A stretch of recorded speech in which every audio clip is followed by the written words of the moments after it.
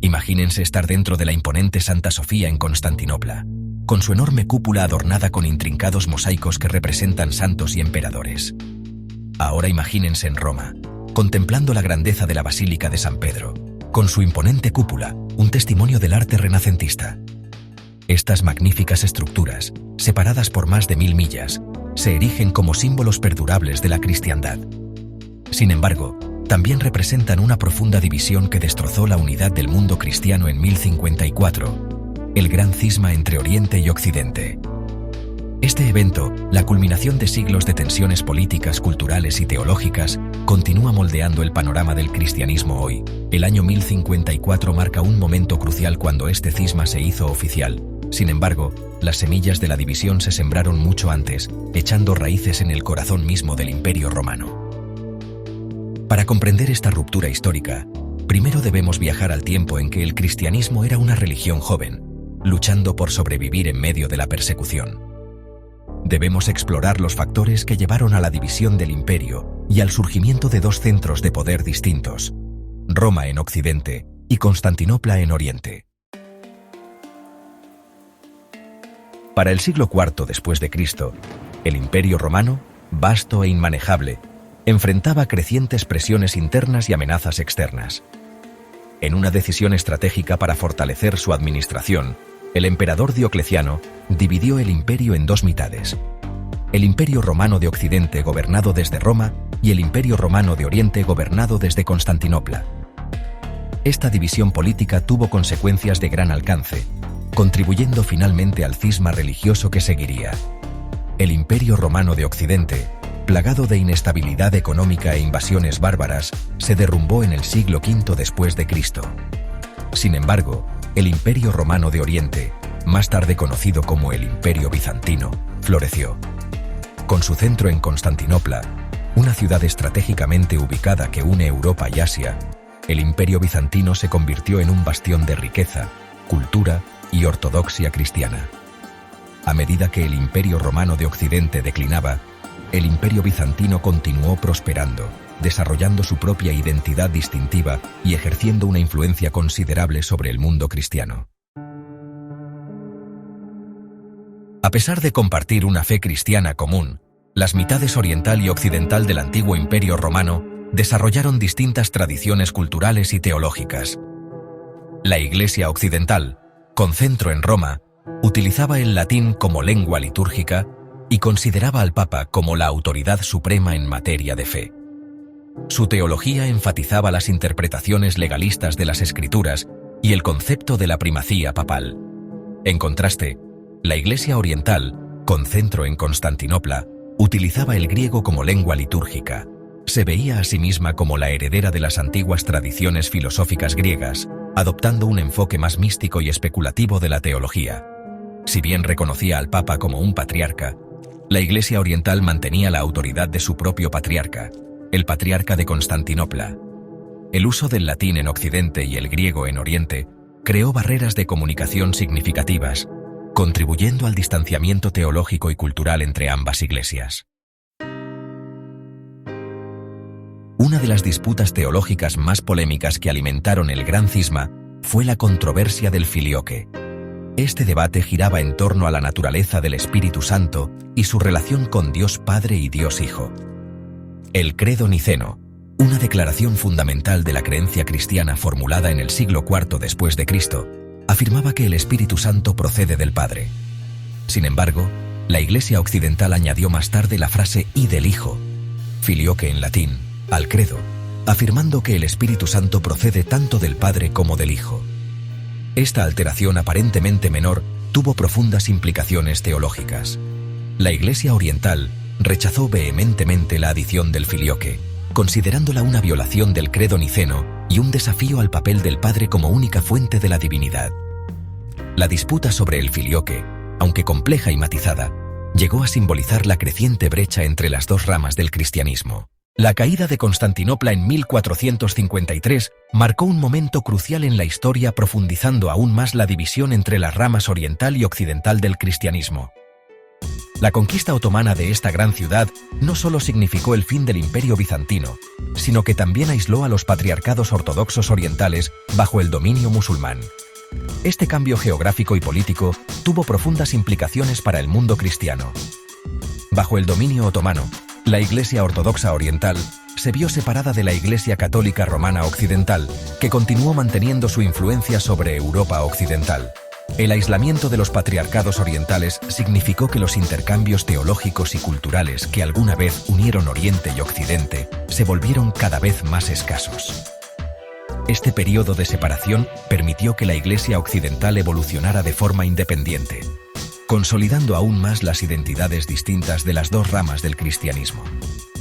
La caída de Constantinopla, por lo tanto, no solo marcó el fin de un imperio, sino que también afianzó el cisma que había estado creciendo durante siglos.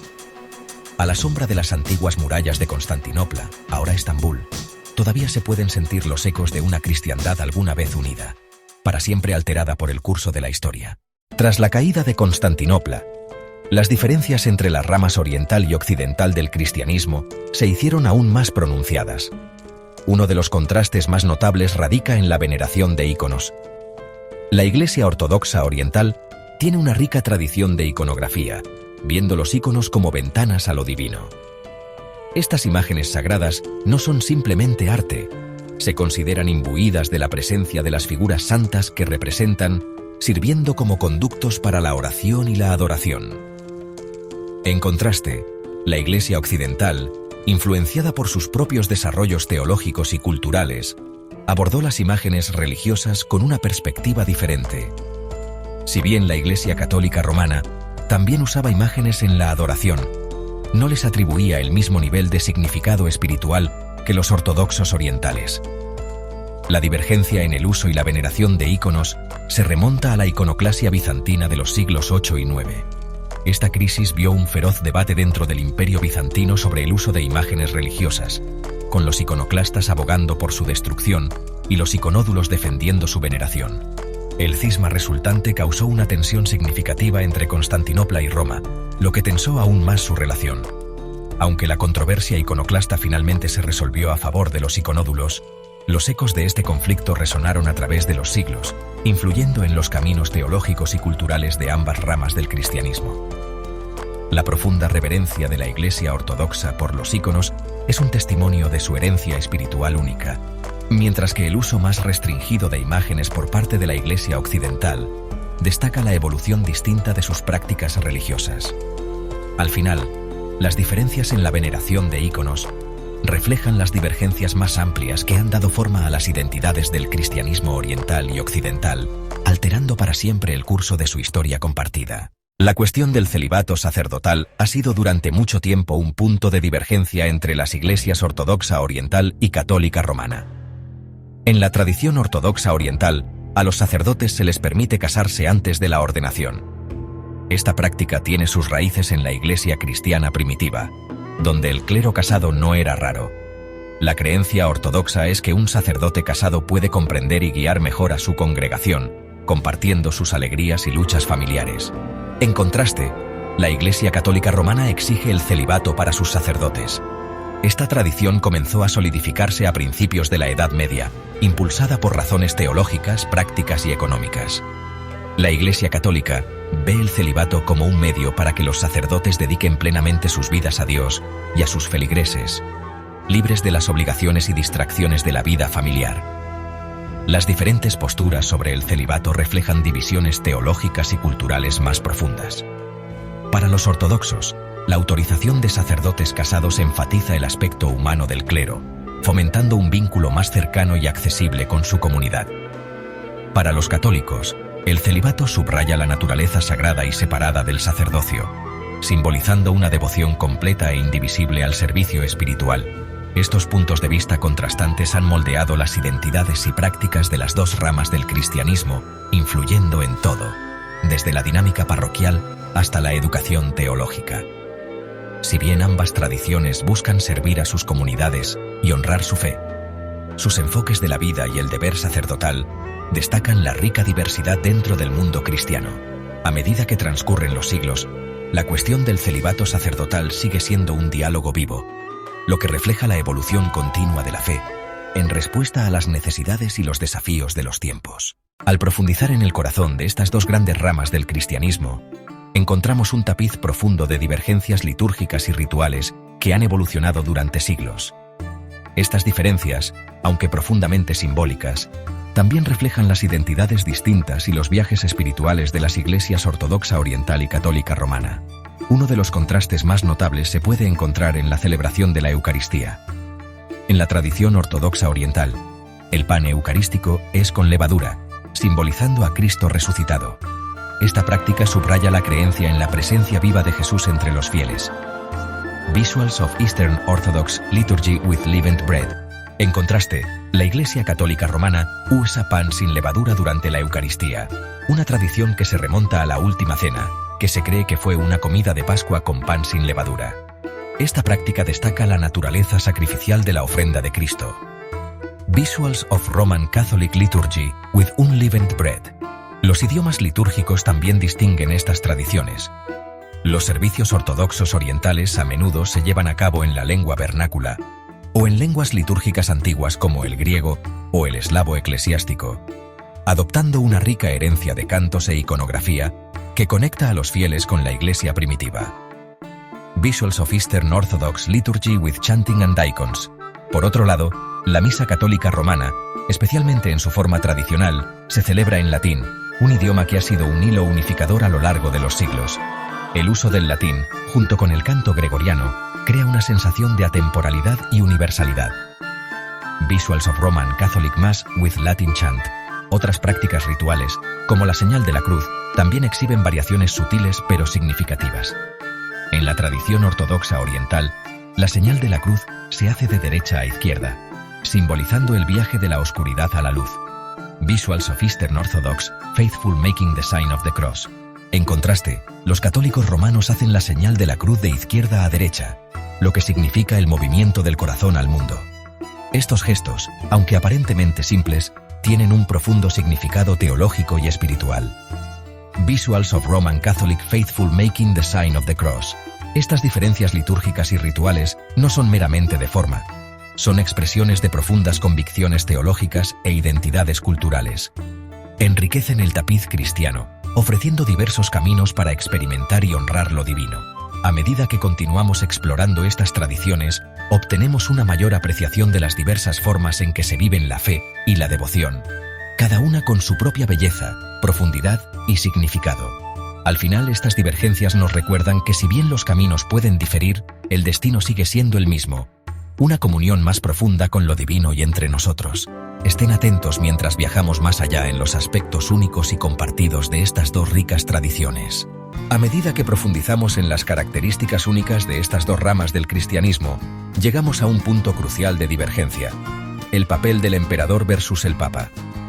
Esta diferencia no solo moldeó el panorama religioso, sino que también influyó en los marcos políticos y sociales de Oriente y Occidente. En el Imperio Bizantino surgió el concepto de cesaropapismo, donde el emperador ejercía una autoridad significativa sobre los asuntos eclesiásticos. Esto significaba que el emperador era visto no solo como un líder político, sino también como un protector, y a veces, incluso como un director de la Iglesia. Visuales de emperadores bizantinos y concilios de la Iglesia. Esta interrelación entre la Iglesia y el Estado permitió a los emperadores bizantinos influir en las decisiones doctrinales, nombrar obispos y convocar concilios ecuménicos. Creó una sinergia única, pero también condujo a conflictos cuando se percibía que la independencia eclesiástica estaba amenazada. Visuales de concilios ecuménicos y decretos imperiales. En contraste, Occidente vio el desarrollo de un poder papal independiente. El Papa, como obispo de Roma, gradualmente afirmó su autoridad sobre toda la Iglesia occidental, culminando en el concepto de supremacía papal. Esta fue una marcada diferencia con el modelo oriental, donde ningún obispo tenía un poder tan general. Visuales de los primeros papas y el Vaticano. La lucha de poder entre el papado y los gobernantes seculares en Occidente condujo a importantes eventos históricos, como la querella de las investiduras. Este fue un conflicto entre la Iglesia y el Estado sobre el derecho a nombrar obispos y abades, simbolizando la tensión continua entre los poderes espirituales y temporales.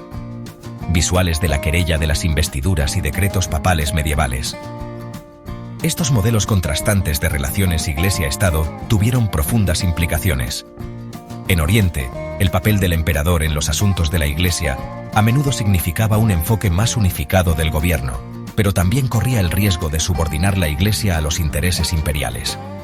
Visuales de iglesias bizantinas y decretos imperiales. En Occidente, la independencia del papado permitió una autoridad eclesiástica distinta que podía desafiar a los gobernantes seculares, pero también condujo a luchas de poder y cismas. Esta dinámica moldeó el desarrollo de la cristiandad occidental y su panorama político.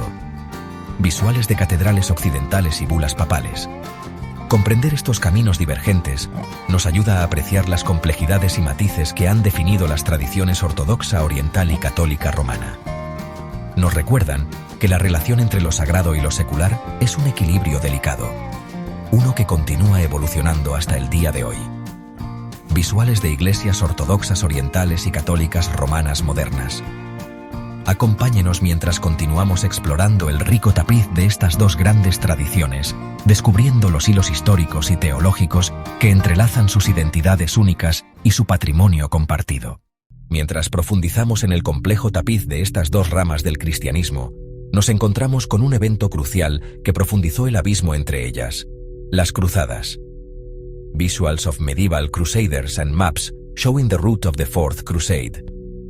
Entre estas, la Cuarta Cruzada, 1204, se destaca como un momento de profunda división.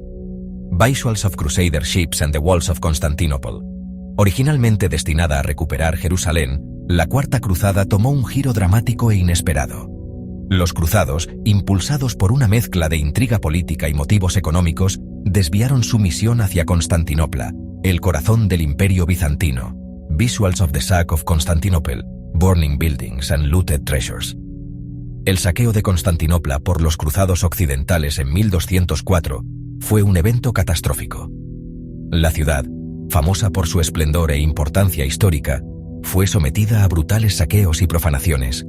Iglesias fueron saqueadas, reliquias invaluables fueron robadas e innumerables vidas se perdieron. Visuals of Byzantine Citizens in Despair and Damaged Religious Icons. Este trágico episodio dejó profundas cicatrices en la psique del pueblo bizantino y la Iglesia ortodoxa. No fue simplemente un acto de guerra, sino una traición por parte de compañeros cristianos, amplificando los sentimientos de desconfianza y resentimiento hacia Occidente. Visuals of the Aftermath and Byzantine Ruins. Las consecuencias de la Cuarta Cruzada fueron de gran alcance. El Imperio bizantino, ya debilitado, nunca se recuperó completamente de este golpe, y el evento solidificó la división entre las iglesias ortodoxa oriental y católica romana. Visuals of Western Celebrations and Contrasting Byzantine Mourning. En Occidente, las acciones de los cruzados se celebraron inicialmente como un triunfo.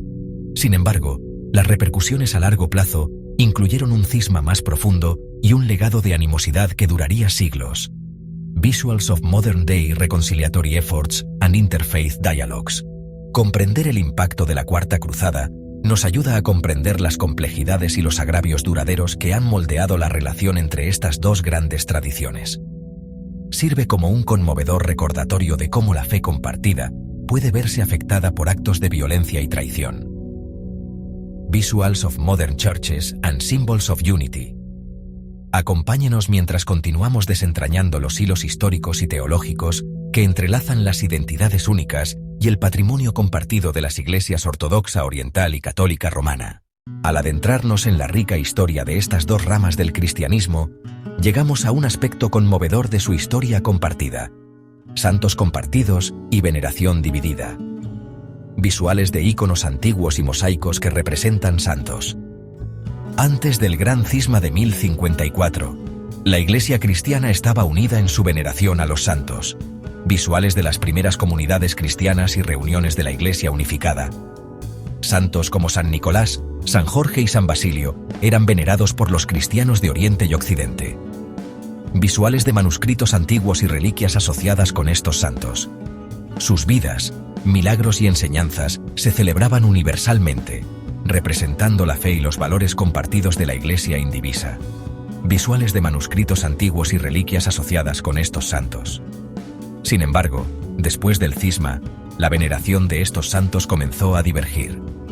Visuales de prácticas litúrgicas ortodoxas orientales y católicas romanas. En la Iglesia Ortodoxa Oriental, los santos a menudo se representan con un estilo iconográfico distinto, enfatizando su presencia espiritual y su papel como intercesores. Visuales de íconos ortodoxos, procesiones y celebraciones litúrgicas. Los fieles participan en elaborados días de fiesta, procesiones y la veneración de íconos. Visuales de íconos ortodoxos, procesiones y celebraciones litúrgicas. Por el contrario, en la tradición católica romana, la veneración de los santos también ocupa un lugar importante, pero con diferentes expresiones. Visuales de estatuas, reliquias y días festivos católicos. La atención se centra a menudo en el poder intercesor de los santos, con prácticas como la veneración de reliquias y la celebración de días festivos que reflejan un marco litúrgico más centralizado. Visuales de la misa católica y reliquias de santos. A pesar de estas diferencias, los santos siguen siendo un puente entre las dos tradiciones. Visuales de diálogos interreligiosos modernos y celebraciones conjuntas.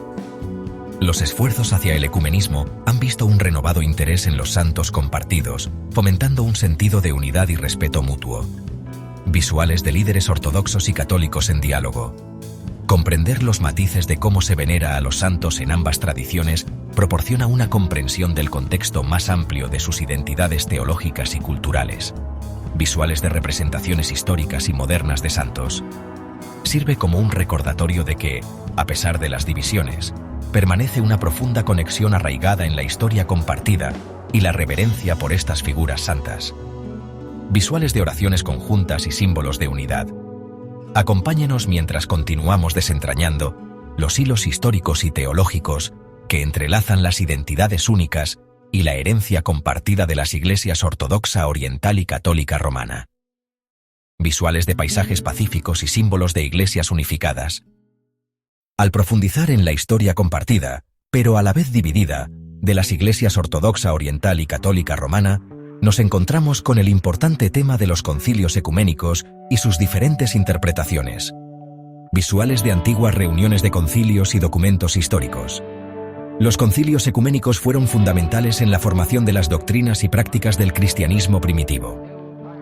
Visuales de manuscritos antiguos e ilustraciones de concilios.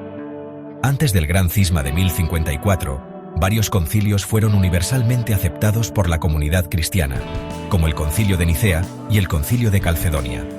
Visuales de iglesias antiguas y lugares de concilios.